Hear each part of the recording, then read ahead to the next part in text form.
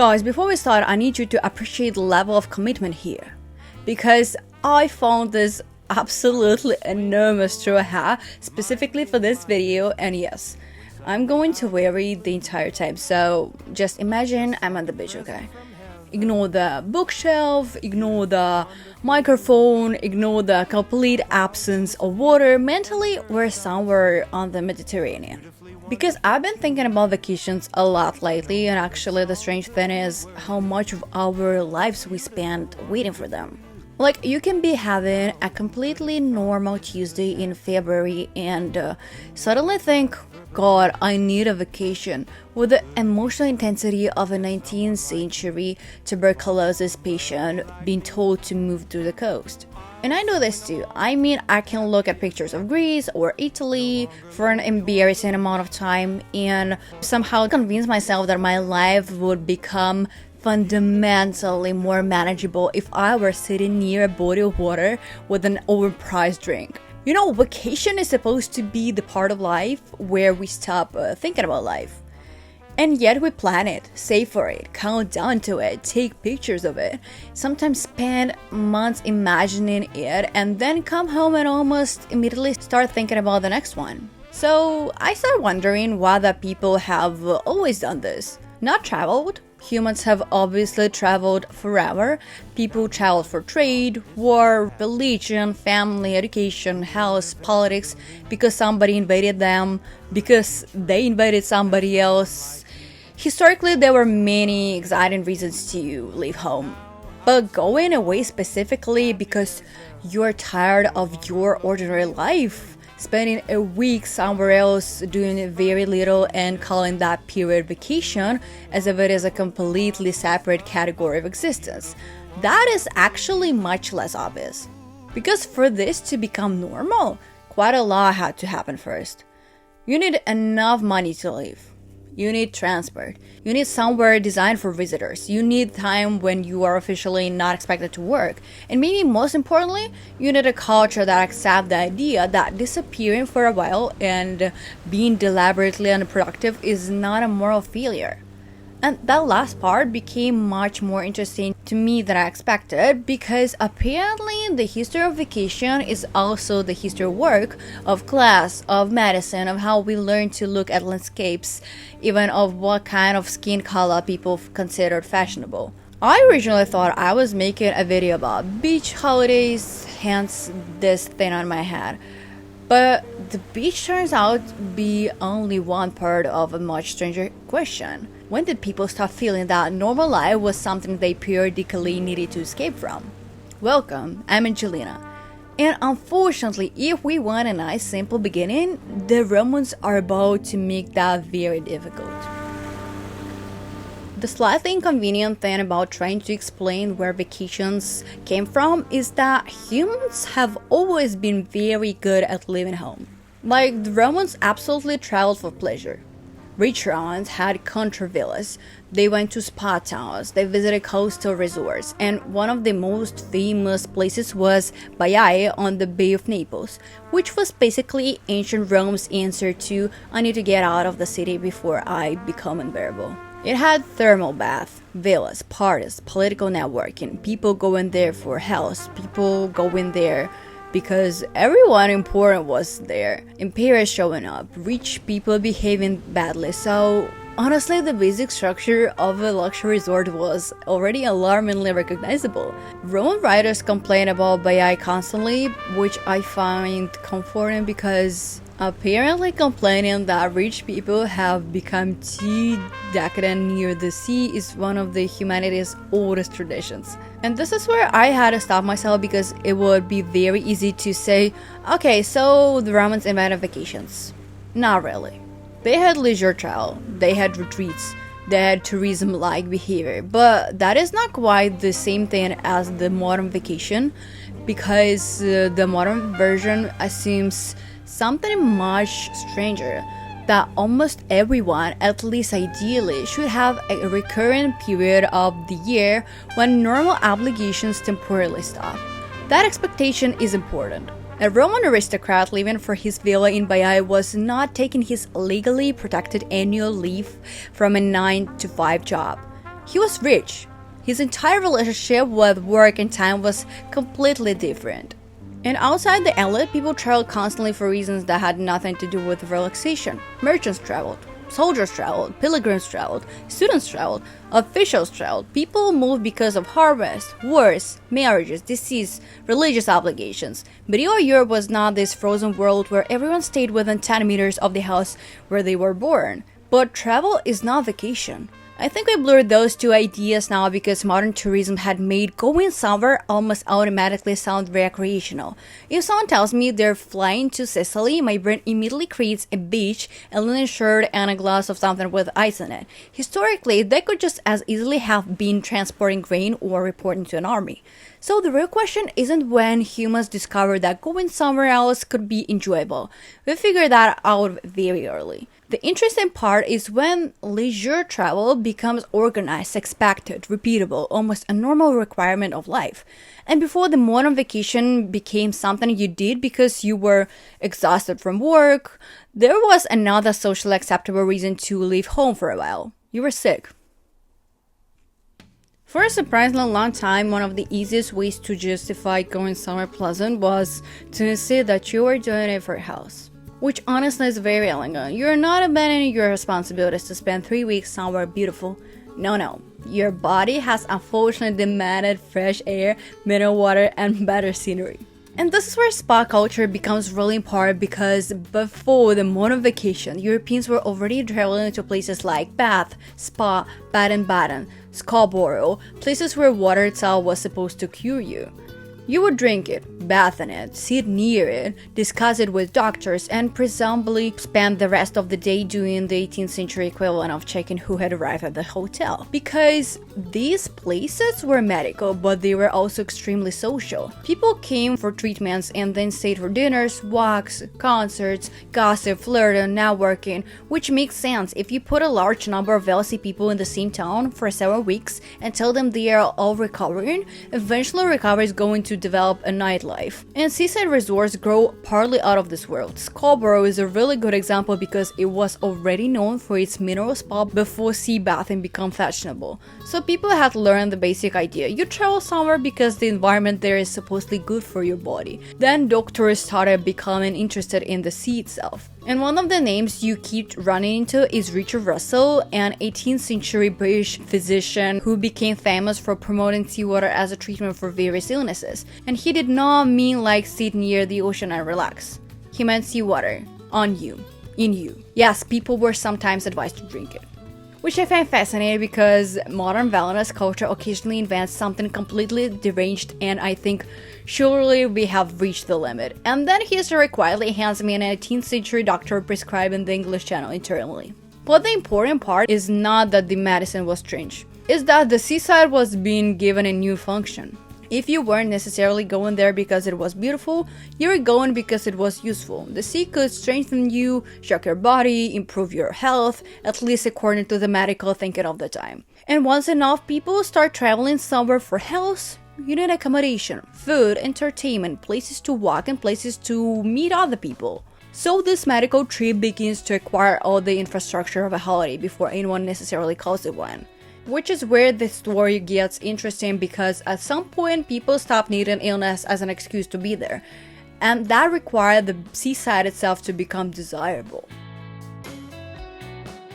The weird thing is, people did not always look at the sea and automatically think, oh, this is beautiful. I know that sounds almost ridiculous now because we have basically trained ourselves to treat any view involving water as premium emotion content. You see a coastline and your brain immediately starts adding cinematic music. But historians like Eliane Corbin have written about how much the cultural meaning of the seaside changed in Europe during the 18th and 19th centuries. The shore was not just this neutral, beautiful landscape waiting for humans to notice it. It carried associations with danger, storms, shipwrecks, isolation, unpredictability, which to be fair are all very reasonable things to associate with the sea if you're living before modern weather forecasts and coast guards. And then gradually something shifts in the way people look at it. The sea becomes dramatic, sublime, healthy, emotionally interesting. People start going there not only because a doctor told them to, but because the place itself begins to feel worth seeing. And I think this is one of those things that makes history slightly uncomfortable because we like to imagine beauty as instinctive. Like, obviously mountains are beautiful, obviously beaches are beautiful, obviously sunsets are beautiful, but apparently even landscapes have fashion. Peter Borsay, who studied the visual culture of seaside resorts, makes this really interesting point that the view itself became part of what people were consuming. Hotels were built to face the sea. Promenades were designed so people could walk and look. Prints, paintings, guidebooks, later photographs, all of these helped teach visitors what was worth noticing. Which is funny because now we do the exact same thing, just with more aggressive Wi-Fi. You arrive somewhere and there is already a correct angle. There is the viewpoint, the balcony, the famous stretch of coastline, the place where everybody takes the same photo, and somehow that doesn't make the experience fake. It just means we have inherited a very odd habit of being shown how to see a place. And this is where the seaside starts becoming more than a magical destination. It becomes an experience. You can sell the air, the view, the walk, the social atmosphere, the idea that this place does something to you even when you're not actually doing very much. Now that I think about it, that is already very close to modern tourism, but there was still one huge problem. You can invent the beautiful seaside resort, build the promenade, convince people that staring at the horizon is culturally available, and most people still could not just leave work and go there. Then that really made this whole topic click for me is that you can't actually understand the history of vacation without talking about work, which is slightly annoying because I thought I was making a nice video about beaches and now suddenly we're in labor history. But it matters because for a vacation to exist as something normal, you need more than a nice place to go. You need a society where your time is divided in a very specific way.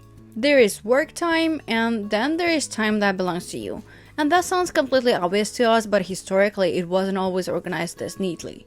E.P. Thompson wrote this famous essay about time, discipline, and industrial capitalism, and one of his big points is that industrial work helped make time much more measurable, controlled, scheduled, and basically economic. The clock stops being just a useful object and starts becoming your supervisor, which honestly still feels accurate. You wake up at a certain time, work from 1 hour to another, lunch has a time, meetings have a time, weekends are marked off, holidays are marked off, and eventually your entire year starts looking like a grid with small islands of freedom inside it. And I think this is where vacation becomes psychologically important in a new way, because once work becomes this clearly defined block of life, non-work becomes more visible too. You start being able to say, these hours are mine, this Sunday is mine, this week is mine, and then eventually this week is mine and I would like to spend it somewhere that does not contain my workplace. I mean, that sounds incredibly modern. And to be clear, I'm not saying pre-industrial people never rested or had festivals or seasonal breaks, because obviously they did. Human beings did not wait for factories to invent laying down. But the structure was different. Work could be more tied to tasks, seasons, daylight, agriculture rhythms, household rhythms. It wasn't necessarily separated from life in the same clean way. Industrial society makes that division harsher, which creates this strange situation where the same system that disciplines your time also helps create the idea that some time should be completely free from discipline.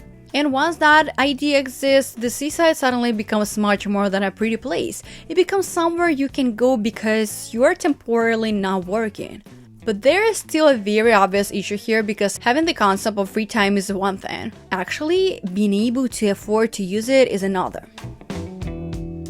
For a while, vacation had one very obvious requirement that nobody could really solve with philosophy, which was money. You can tell people that leisure is good for them. You can build beautiful seaside resorts. You can even convince them that staring at the horizon is emotionally transformative. But if getting there takes 2 days and costs half of your early income, congratulations, you have invented relaxation for rich people.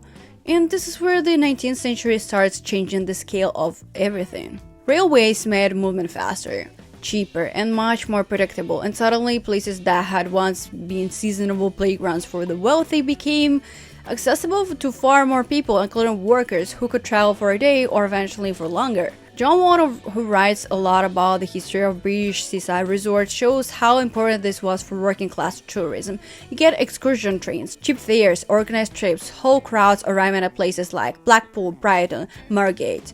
And I love this because there is something very modern about the outrage that followed. The elite has spent decades developing these nice, respectable resorts, and then ordinary people arrived in larger numbers and started enjoying them incorrectly. Too loud, too crowded, too commercial, too much entertainment. Which is basically the history of tourism in one sentence. Somebody discovers a place, makes it fashionable, and then becomes furious when everyone else discovers it too. But transport alone still wasn't enough. You also needed actual time away from work, and this part took a lot longer. Paid holidays didn't simply appear because employers suddenly developed an interest in human flourishing.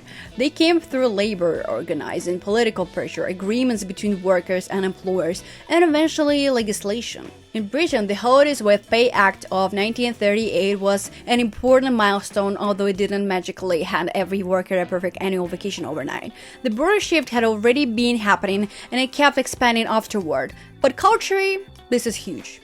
Because now going away starts becoming something an ordinary worker can realistically expect, not some eccentric luxury performed by aristocrats with gout. And once that expectation spreads, the entire tourism industry begins reorganizing around it. Hotels, boarding houses, entertainment, transport schedules, guidebooks, restaurants, amusement piers.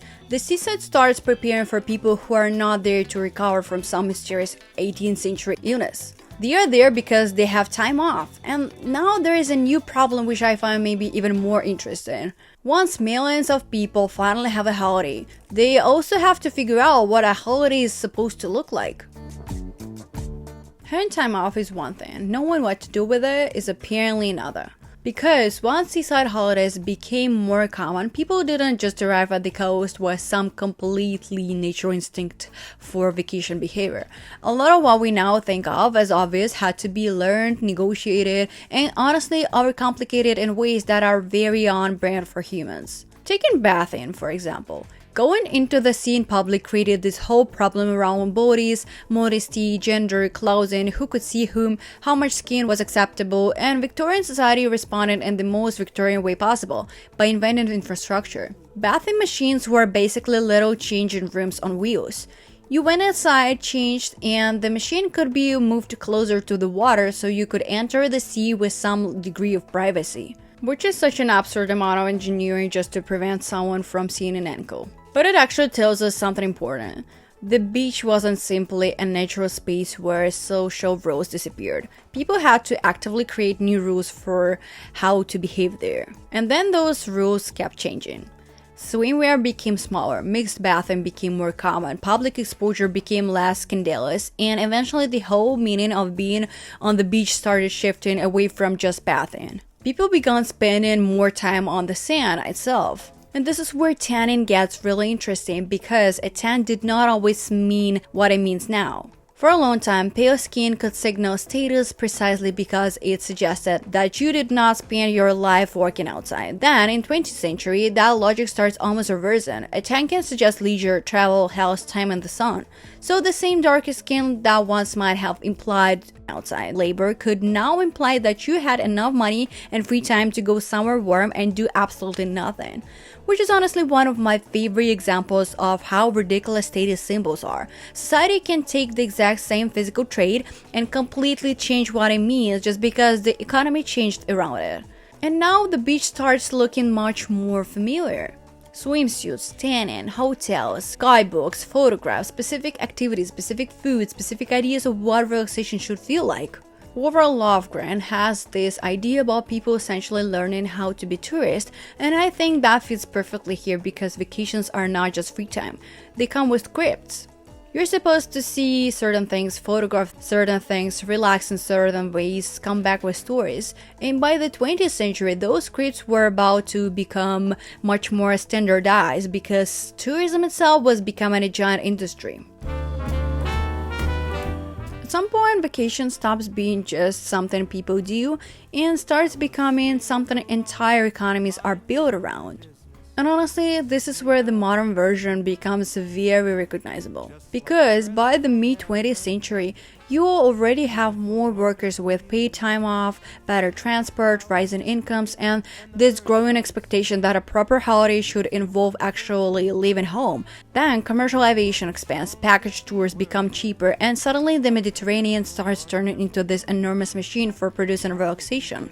Spain is a perfect example. In the decades after the Second World War, especially through the 1950s, 60s, and 70s, international tourism there grew at a ridiculous speed. Coastal towns expanded, hotels went up, tour operators brought huge numbers of Northern Europeans south, and the basic formula became incredibly standardized. Flight, hotel, beach, sun, food, repeat. Which, now that I think about it, is kind of fascinating because vacation is supposed to feel like escape, but the industry had to make that escape very organized in order to sell it to millions of people. You don't really want uncertainty when you are buying a relaxation.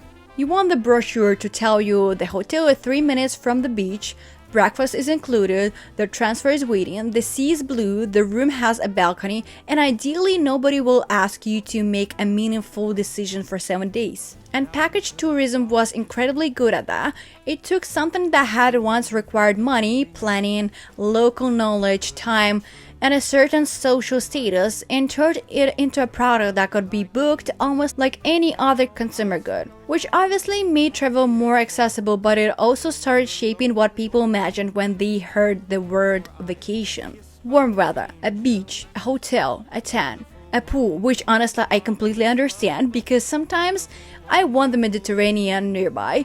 I just don't necessarily want to be in the Mediterranean. And this is where the beach holiday becomes almost universal as an image, even for people who prefer mountains or cities or staying home and pretending nobody can reach them. The image becomes bigger than the actual trip. You start seeing it in advertising, films, postcards, travel agencies, magazines, eventually television, and it builds this very specific expectation that a good life should occasionally contain a period where you disappear somewhere sunny and become a simpler version of yourself. No work, no routine, no normal clothes apparently. And that expectation is important because once vacation becomes an industry, it also becomes something we are taught to want. Which brings us back to the question I actually started with. Why do we spend so much of normal life thinking about living it? I think the part that makes vacation feel so powerful now is that it exists twice. There is the actual trip, obviously, but then there is also the version of it you imagine before it happens. And honestly, sometimes the imaginary version is doing a lot of the emotional work. You book something for August and suddenly March feels slightly more survivable because somewhere in the future there is a week where you are apparently going to become a calmer, happier, better dressed person who owns linen. And we have been learning to imagine vacations like this for a very long time. Orville Lovegren writes about how people basically had to learn how to be tourists, and John Urie's idea of the tourist gaze is useful here too because we don't arrive in places with completely empty minds. We already know what we are supposed to notice. The balcony, the sunset, the little street, the sea from exactly that angle. And social media obviously intensifies this now, but I don't think it invented it. Long before Instagram, there were paintings, travel prints, guidebooks, postcards, advertisements, family photo albums.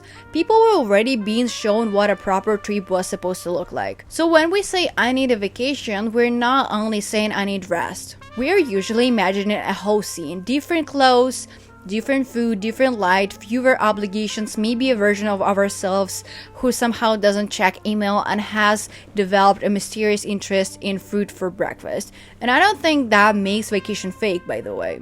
There is actual research on so-called blue spaces suggesting the coastal environments can genuinely feel restorative for people. So maybe there is something about water, open horizons, distance from routine, whatever combination of psychology and environment is happening there. But the meaning we attach to it is still cultural. Because a beach is just a beach until a society gives you paid leave, cheap flights, a hotel industry, swimwear, a camera, and the very specific belief that laying there doing absolutely nothing is not only acceptable but possibly good for your mental health. And maybe that is why vacations matter so much now. Not because people suddenly became lazy or spoiled or addicted to travel, but because modern life became so structured around schedules, work, productivity, notifications, appointments, deadlines, all of this constant low level management that living temporarily starts to feel like its own category of relief. I mean, we even call it getting away, which is slightly revealing. Because at that point, you're not just going somewhere, you're going away from something. And I think that's probably the part I'm still stuck on. Anyway, that is what I found when I started asking why we're all so obsessed with going on vacation.